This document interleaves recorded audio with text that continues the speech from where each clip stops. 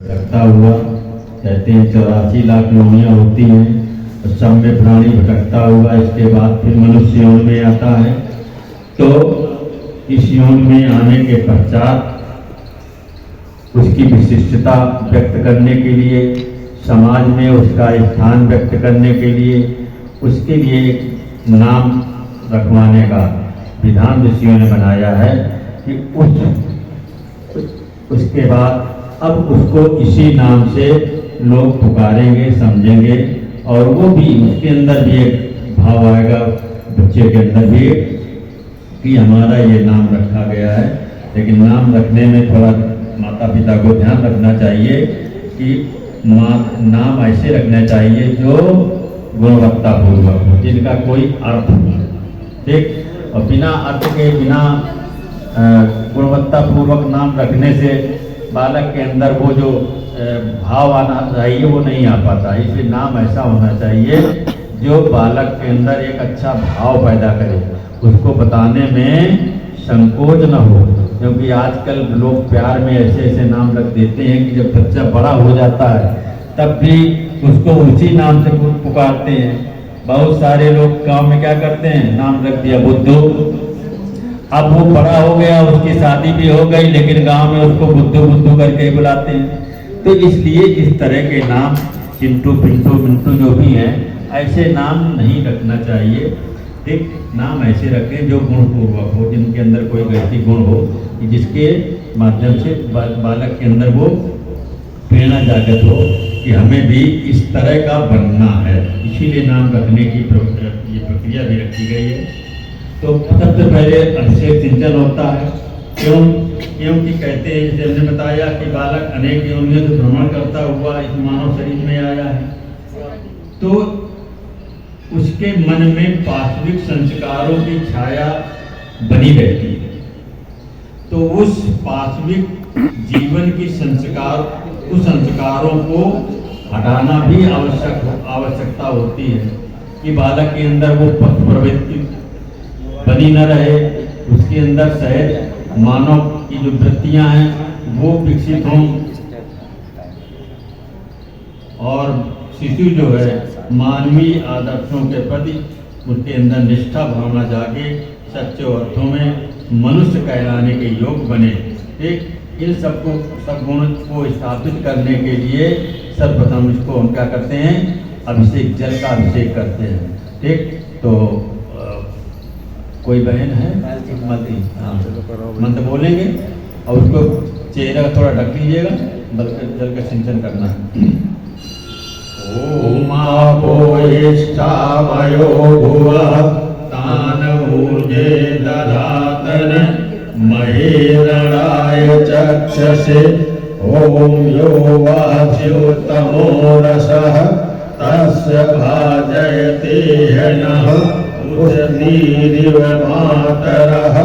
ओम तस्या अरंगमामवो यस्य छयाय जिन्वथ आपो जनयथा शनः। मेखला बंधनम, मेखला कहते हैं कमर में। और जब ये शिशु अवस्था से कुमारावस्था में जाएंगे तो इनके अंदर ऐसे कुछ परिवर्तन होंगे, शारीरिक परिवर्तन और मानसिक परिवर्तन होंगे।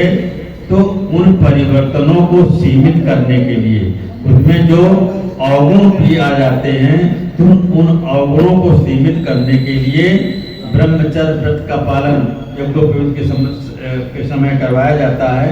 उसका उद्देश्य भी यही हो जाता है कि अपने अंदर की शक्ति को अधिक जागृत करना। तो बालक के अंदर आंतरिक शक्ति जागृत हो, इसके लिए उसको कमर में करदनी बांधते हैं और बालक अपने आदर्शों के प्रति तत्पर बना रहे।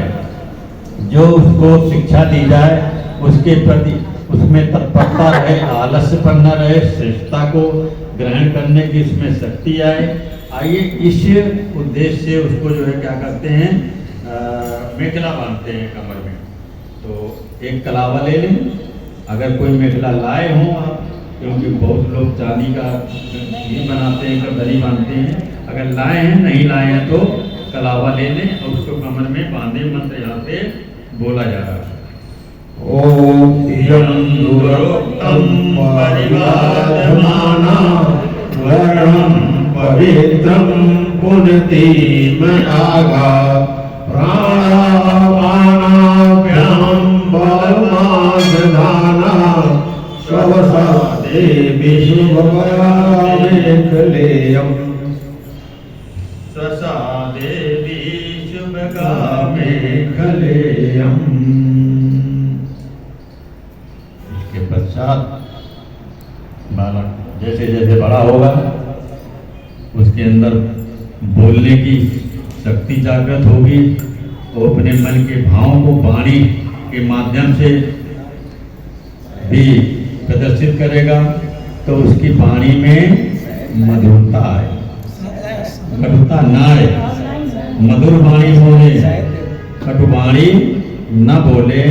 इसलिए क्या करते हैं, उसे शहद चटाते हैं, शहद चटाते हैं। ठीक, थोड़ा शहद लाए हो ना हो तो दे दो।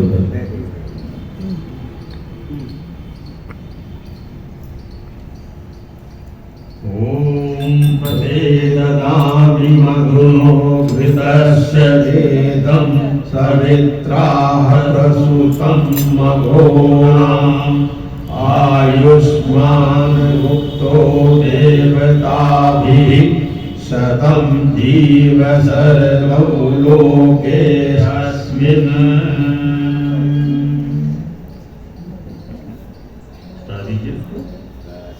अगला क्रम आता है सूर्य नमस्कार। सूर्य से ही ऊर्जा प्राप्त होती है। इस संपूर्ण सृष्टि को ऊर्जा को देने वाला कौन है, भगवान सूर्य। सूर्य के माध्यम से ही संपूर्ण सृष्टि को ऊर्जा, एनर्जी प्राप्त होती है। उसकी उष्णता जो होती है वो एनर्जी के रूप में होती है। उसके किरणें इस संसार में जीवन संचार करती है। बालक में भी इन गुणों का विकास होना चाहिए। सूर्य निरंतर चलता रहता है, उसे विश्राम का अवकाश नहीं। अपने कर्तव्यों के एक एक क्षण के लिए विमुख नहीं होता। एक तो हमारे बालक के अंदर सूर्य की शक्ति स्थापित हो, उसके अंदर वो सद्गुण स्थापित हो। आइए इसी भाव से हम जो है सूर्य भगवान को नमस्कार करेंगे। ओम तत्सुरदेवहितं पुरस्तकमुच्चरत् पश्येम शरदः शतं जीवेम शरदः शतग्वं शृणुयाम शरदः शतं प्रभवाम शरदः शतमदीनाः श्याम शरदः शतं भूयश्च शरदः शतात्। बालक को सूर्य की दिशा में दिखाएं, ले जाओ सूर्य भगवान के दर्शन कराएं। वहाँ बाहर ले जा करके सूर्य की तरफ जो है उसको दर्शन कराएं। सूर्य भगवान को नमस्कार कराएं, प्रणाम कराएं।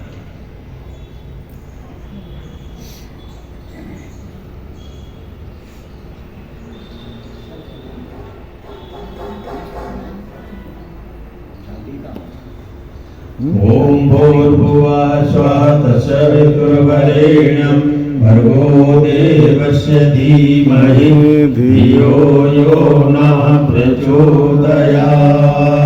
ले अंदर ले आए।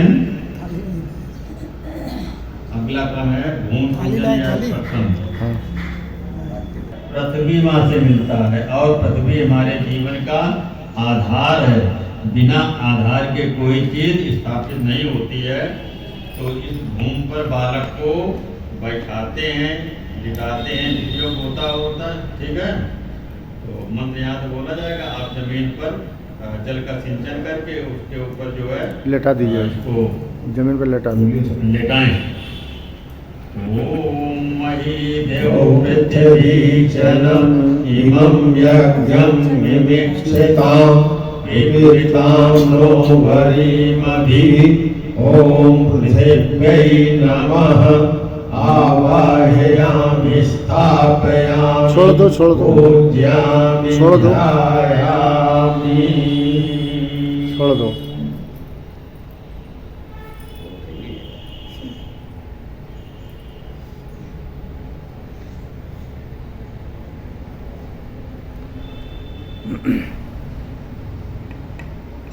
बता दिया। ओम स्योना पृथिवीनो भवानिक्षरा निवेशनि यच्छानः शर्म सप्रथाः अपनासो सुदनदनम्। अब इसके पश्चात नाम की घोषणा होगी। अगर कोई प्लेट सजा के लाए हों तो उसे बोलें और सबको दिखाएं। इसके बाद जो है नाम का यहाँ पर उद्घोष वही दे दो, यहाँ ये प्लेट दे दो, दिखा दें। यहाँ पर दे प्लेट।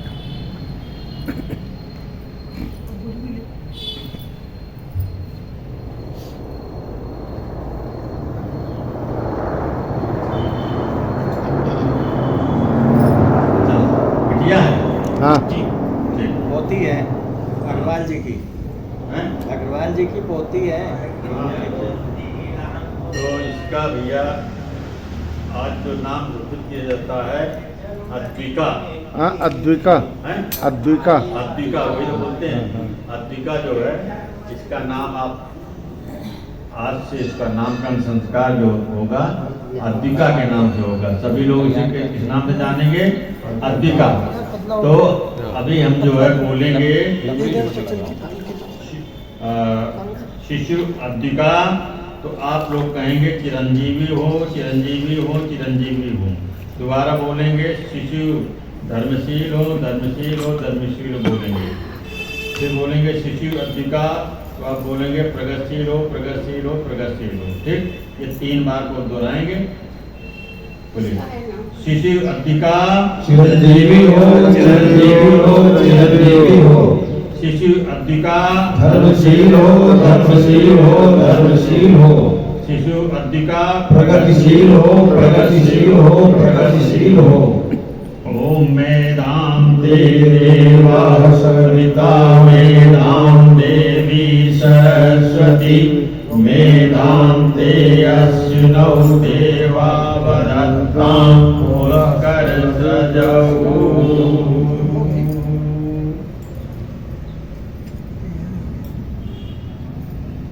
अब अगला क्रम आता है परस्पर प्रवर्तन का, क्योंकि बालक पूरे समाज का अंग होता है, केवल विशिष्ट माता पिता के अंग नहीं होता है। इस समाज का भी उस पर पूरा हक होता है कि समाज के कार्यों में समाज से सब कुछ लेना भी पड़ता है, समाज को सब कुछ देना भी पड़ता है। तो ये पूरे समाज का अंग बने, इसलिए एक दूसरे को देते जाएंगे। माँ की गोदी में है तो पिताजी की गोदी में और दूसरे लोगों की गोदी में एक तरफ से घुमा दो, देते जाएं। एक तरफ से घुमा दो चारों तरफ। महीने भर हाँ, 1.25 महीने भाई इधर देते जाओ। सो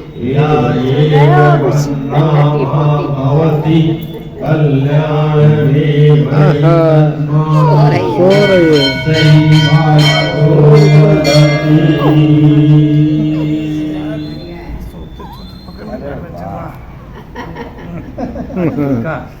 सो रहे शायद कम दिया।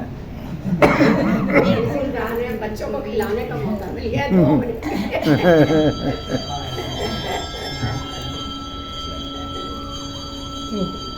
अगला क्रम आता है लोक दर्शन के नाम से, कि बालक खूब मंडूक न रहे, केवल घर के परिवार के लोगों तक सीमित न रहे, समाज में भी जाए।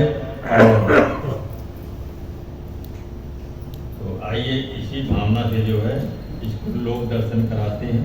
तो लोग दर्शन में तो बालक उतनी दूर से चल के आया ही ये माँ की गोदी में, तो आइए पहले बांध दो तबला को, पहले बांध दो।